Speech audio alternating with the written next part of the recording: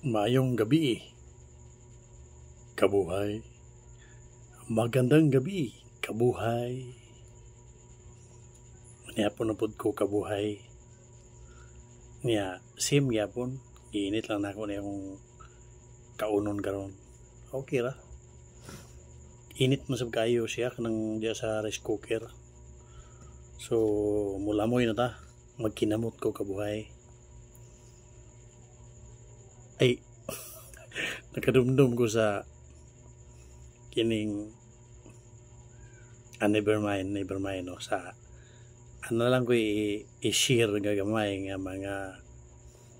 mga unsa nay ngalan anang sa term anang makahatag og inspiration natong tanan ba. Hindi man ko expert ani mga kung ani kabuhay pero nagyapon tay nimbaan nga kuan kay og parte og Biblia Ginoo muni kuan man sa dana akong masulti mo yung mungit tudan da yon tudan akong masulti lang kabuhay ba nga kung sa gali atong makabot sa atong kinabuhi atong kung sa itong estados kinabuhi ato na ipasalamat sa labong bagahom nga nakabot na, di ba?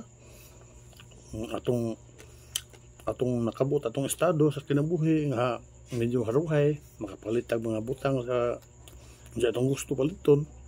Dili man na dautan, di ba? Basta gamito na nimo minatarong. Nga dili na to ikumpara ang atong kahimtang sa uban. Dili na to kumpara kung unsay atong napundar, di ba? Sa uban. Salamat sa Ginoo nga og nakapundar ka nga kompleto kag appliances, di ba? Aruhay ba aruhay? Salamat kay sa Ginoo na. Ako pobre mo ko kabuhay. Taon na akong panimalay taon nga kanang rakas na mga ini. So, muna diya nga. Kung may mo gali, kuha lang kining kung sila pa, humble. Mo correct ba na? Kuha lang. Silent lang ba? Di ta magpasiata ba ng mga atong nagkabuot ng mga kuan lugar. Gini ang taas na kaitag na nakabot sa atong estado sa atong kinabuhi na natay kung baga haruhay ba kuan na gid ba kapalitan nimo imong sa imong gusto di na to na ikumpara sa uban kay kini ang luoy pud gali Islam di ba luoy biya imong lantaw ng uban diaw naningkamot naghago kini ang aron lang gid makakaon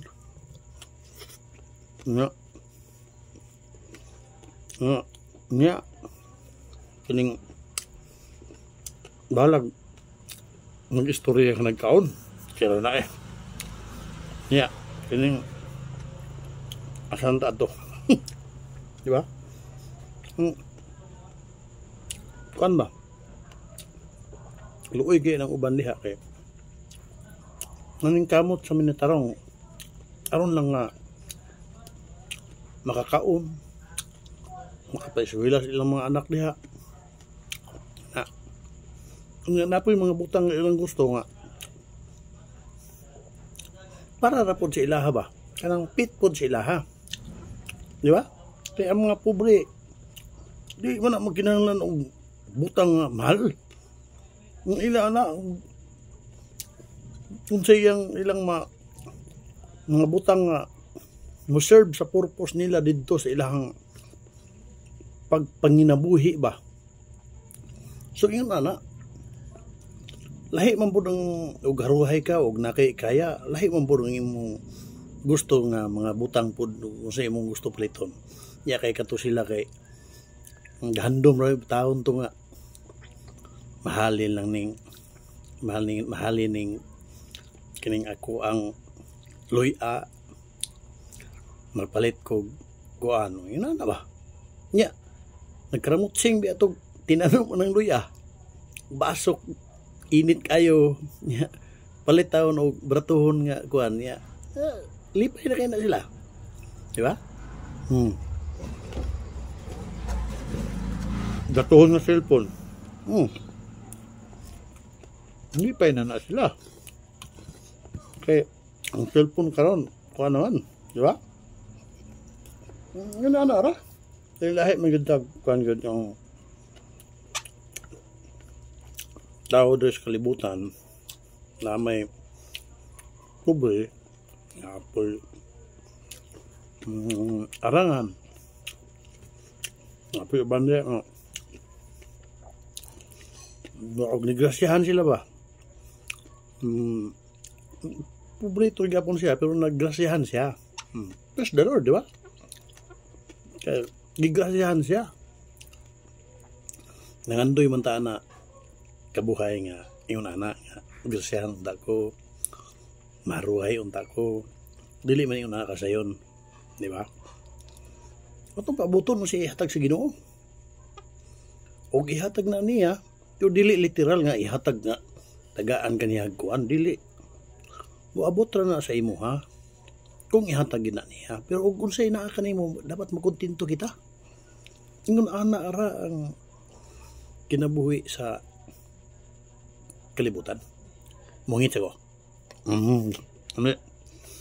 Nga. Ang ako lang pong na-advise aning uban nga. Digrasyahan lugar. Kining ayun din yung kalimti ang Ginoo. Kung baga, kuan ba? Sangpit a pirmi nga Ginoo i-guide ko pirmi. Sambito na to ba? Sambito na to ang iyang divine guidance. I-guide ta niya sa atong matag atubang sa tao nga dili ka masayop sa imong istorya. Diba?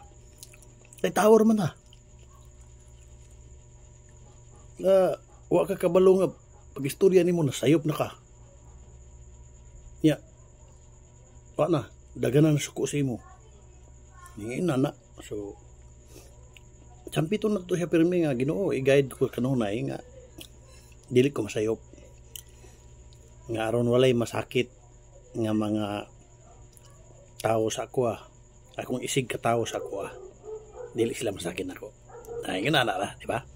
So mabuhay ang tanan, mabuhay kabuhay. Amen.